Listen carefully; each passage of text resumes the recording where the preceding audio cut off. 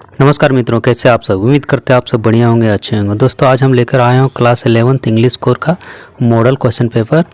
एक बार इसे देखकर जरूर जाएं, क्योंकि अधिकांश क्वेश्चन मॉडल पेपर से ही आता है। तो बिना टाइम वेस्ट करते हुए क्वेश्चन नंबर 8 से शुरू करते हैं। 1 से 7 तक पैसेज होता है, इसे आप लोग खुद ही बना सकते हैं। इसमें टाइम बिना वेस्ट करते हुए चलते हैं। क्वेश्चन नंबर 8 से स्टार्ट करते हैं। तो क्वेश्चन नंबर 8 में है, What is the primary image described in the poem The Laburnum Top? अर्थात जो लेबरनम टॉप है, कविता में वर्णित प्राथमिक छवि क्या है, उसका पहला छवि क्या है। तो इस क्वेश्चन का आंसर हो जाएगा B, the laburnum tree blooming with yellow flowers. अर्थात पीले फूलों से खिलता हुआ लेबरनम का पेड़ इसका प्राथमिक छवि था।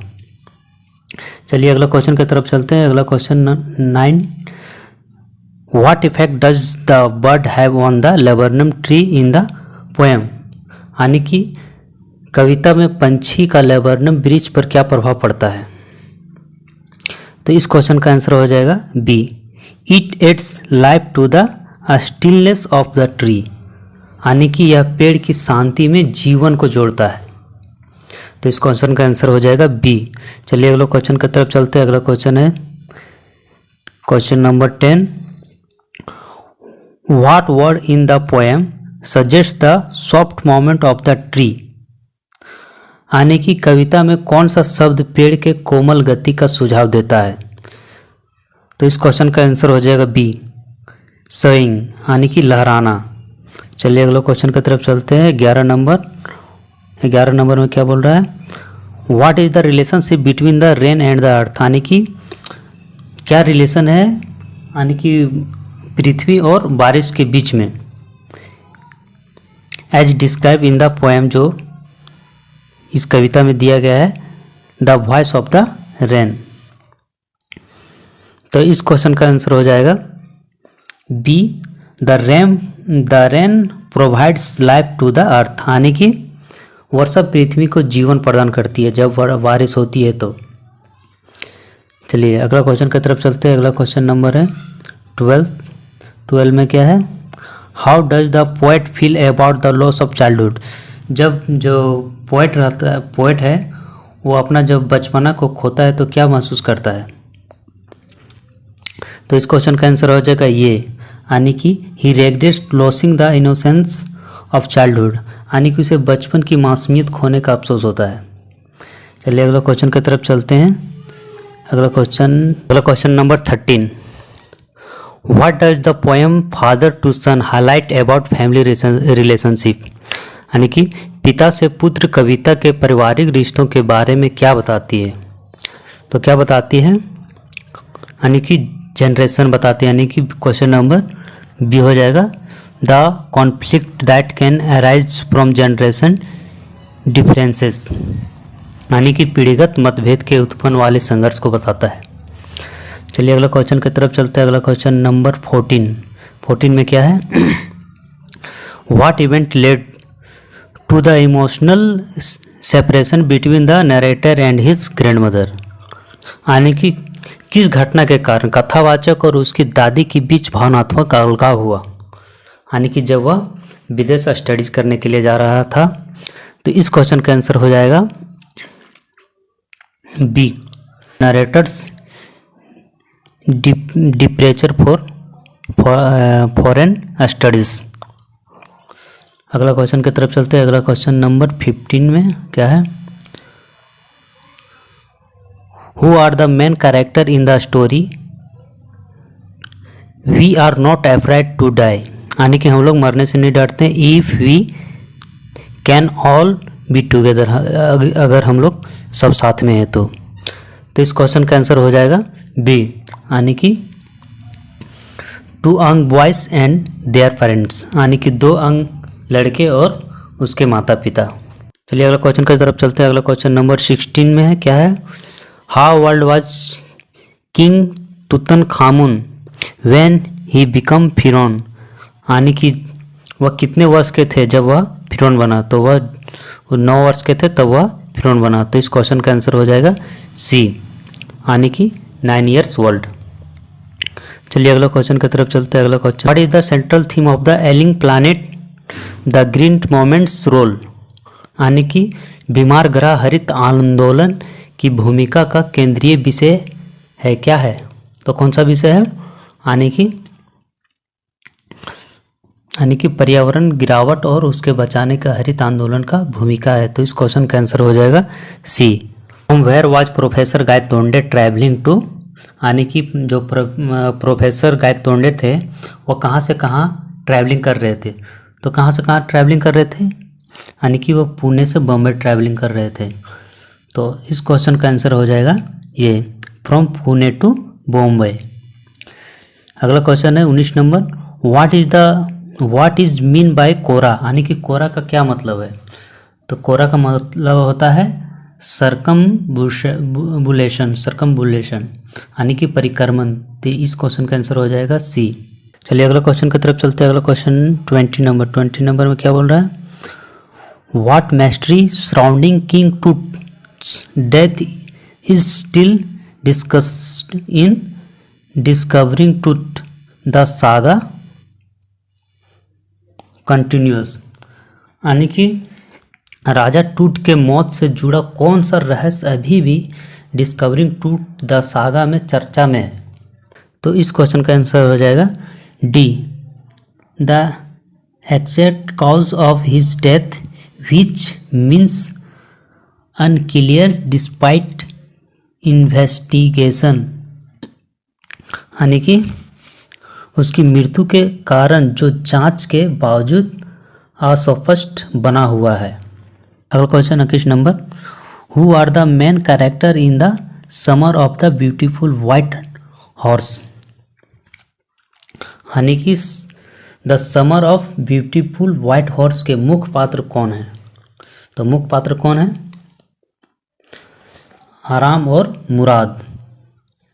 तो आराम और मुराद किस में है? यानी कि बी। इस क्वेश्चन का आंसर हो जाएगा बी, आराम and Murad.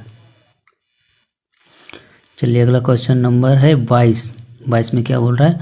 What does the story the address explore about post war trauma, यानी कि कहानी द एड्रेस युद्धोत्तर आघात के बारे में क्या बताती है?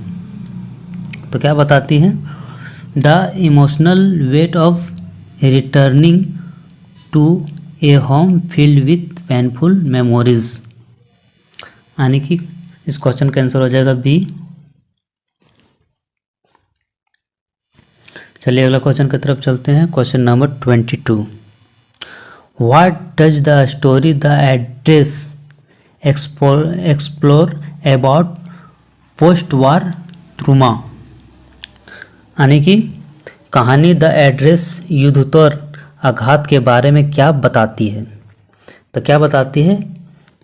तो इस क्वेश्चन का आंसर हो जाएगा B, the emotional weight of returning to a home field with painful memories, यानी कि दर्दनाक यादों से भरा घर में लौटने का भावनात्मक भार। Question number 23, what literary device in frequently used in Mother's Day to add humour to the story, यानी कि मदर्स डे में कहानी में रहस्य में जोड़ने के किस साहित्य उपकरण का अक्सर उपयोग किया जाता है? तो किस साहित्य का उपयोग किया जाता है? तो आयरोनी, यानी कि विडंबना का। तो इस क्वेश्चन का आंसर हो जाएगा ये। चलिए अगला क्वेश्चन नंबर 24 में क्या बोल रहा है? Who is the central figure of the Ghat of the only world, यानी कि एकमात्र विश्व घाट केंद्रित पात्र कौन है? तो कौन था? तो इम्तियाज अहमद था।